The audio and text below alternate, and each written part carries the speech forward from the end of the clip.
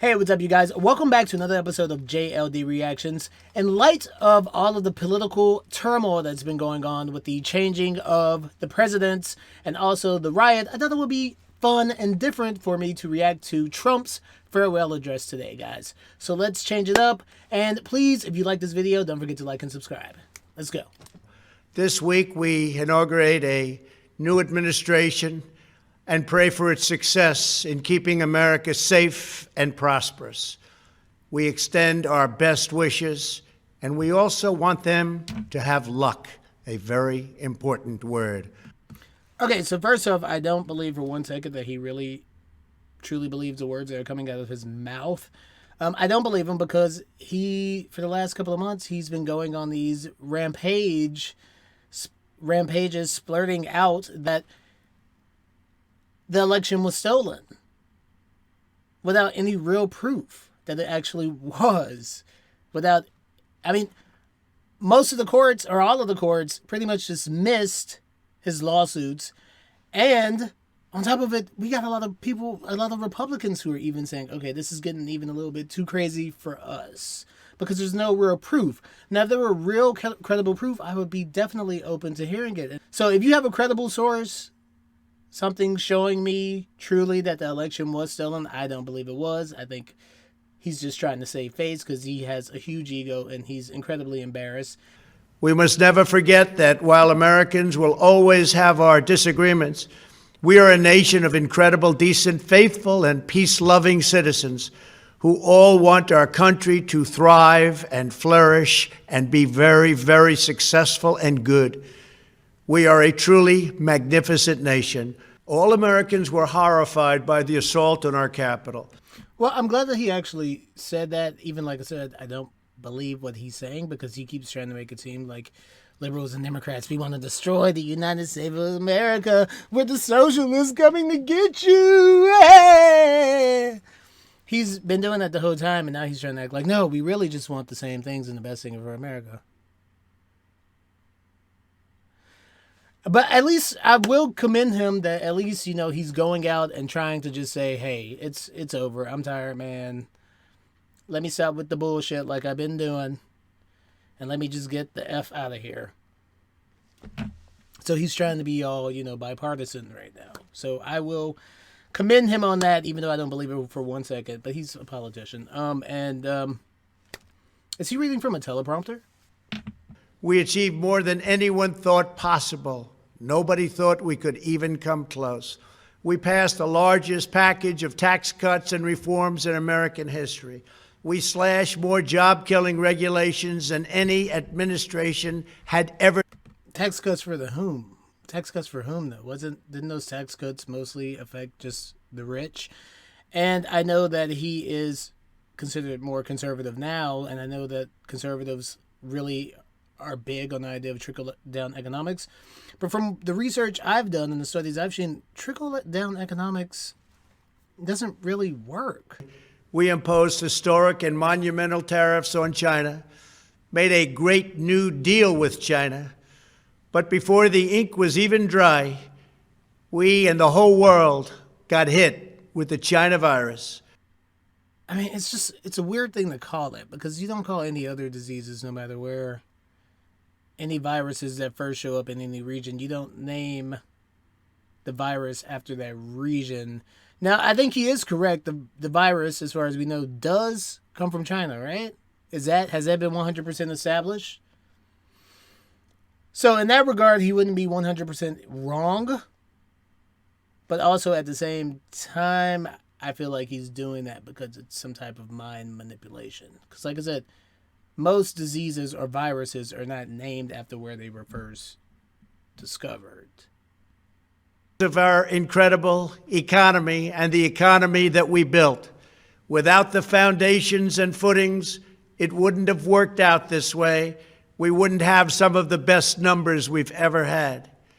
We also unlocked our energy resources. Well, some of those numbers actually, and I know people are going to, a lot of those numbers like unemployment and wages, there was already, when Obama left office, there was already, I'll post it here, there was already a trend of unemployment going down. And then when he got in office, everybody tried to credit it to him. And it was like, no, there was already a trend for like the last 4 years before he got into office of a declining unemployment rate. And he just continued the trend.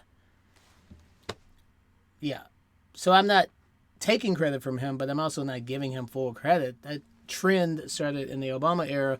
And also, the increase in wages, that also started as a trend in the Obama ages and kept going. But people like to pretend like, oh, it was a disaster when Obama was in office, and then magically Trump got into office and the unemployment dropped. And then, no, it was all a trend. There was already a trend. And to be honest, presidents, Obama, Trump, yes, they can manipulate laws and shit to affect the economy, but there's really not that much they can do. And I also had a college professor tell me, because I used to say political science, I actually hate political science now. I had a college professor tell me that actually the economy, at least as far as the United States goes, it's bad economies and good economies are cyclical things. And there's really not much you can do to stop them or affect them. It set one record after another with 148 stock market highs during this short period of time and boosted the retirements and pensions of hardworking citizens all across our nation. Now, that's true. The stock market did have gains. And, you know, I'm not an economist. I had to take economics.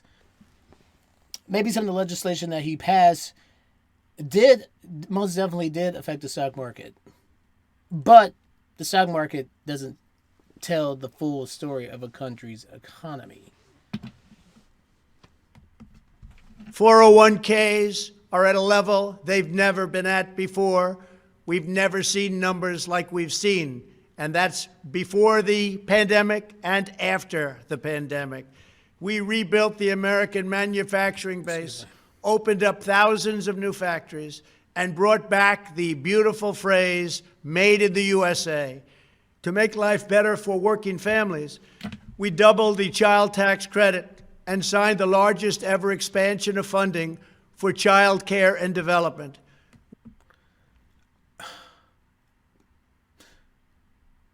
Okay, doesn't he outsource? I feel like I read that somewhere. Doesn't he have companies that outsource? That's what they're calling it right now, a medical miracle. Another administration would have taken 3, 4, 5, maybe even up to 10 years to develop a vaccine. We did it in 9 months. How could he possibly know that? We launched the first new branch of the United States Armed Forces in 75 years, the Space Force. And last spring, I stood at Kennedy Space Center in Florida. Okay, so I know people laughed when he did the Space Force, but I really don't think that's a bad idea. Conspiracy alien theories aside, I can't prove any of that shit. I just like to think about it and have fun with it on the side. But, I mean, space is the next frontier for mankind, so why not get in there early?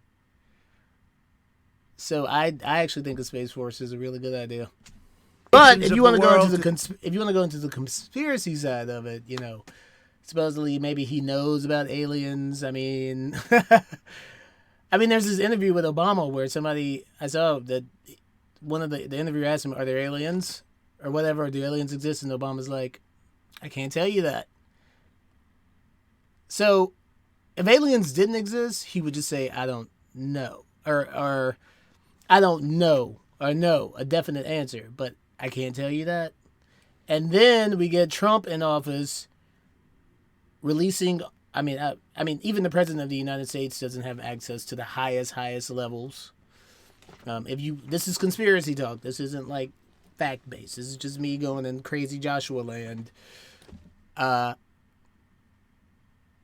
Even the president doesn't know anything about the highest levels, but he did release a lot of stuff about UFOs. Shutting down free and open debate violates our core values and most enduring traditions. In America, we don't insist on absolute conformity or enforce rigid orthodoxies and punitive speech codes. We just don't do that. America. I mean, we know that he tells a lot of untruths. I mean, everybody knows this. I mean, he's famous for just blurting out stuff on his Twitter and his Facebook that has no factual base, like the election was stolen. No facts, no credible sources, nothing. Just, no real evidence. And a lot of his followers believe that. But technically, I guess he would have a right to do that. I don't know if there's anything about putting out misinformation.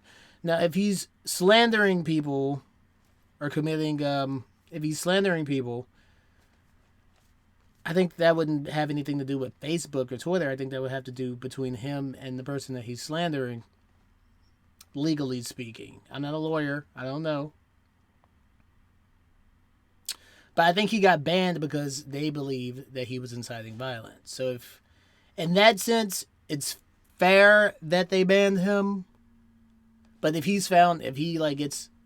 but I haven't seen the speech, so I don't know what he said or anything. So I can't speak to that. Okay, guys, that was Trump's farewell address. I don't really know what to say. I mean, it's over. We're gonna get Biden. Now, I mean, I know a lot of people put emphasis on presidents because they're the main leader, but remember, guys, there's still the House and the Senate. We got Congress that we're dealing with. We got corporations that we're dealing with. The president isn't the end-all, be-all of everything. He's not a king. We still have a system of checks and balances in place. So that's all I want to say, guys. That was fun. I hope you enjoyed this video. Maybe I'll come up with more political videos. I don't know if you like this one.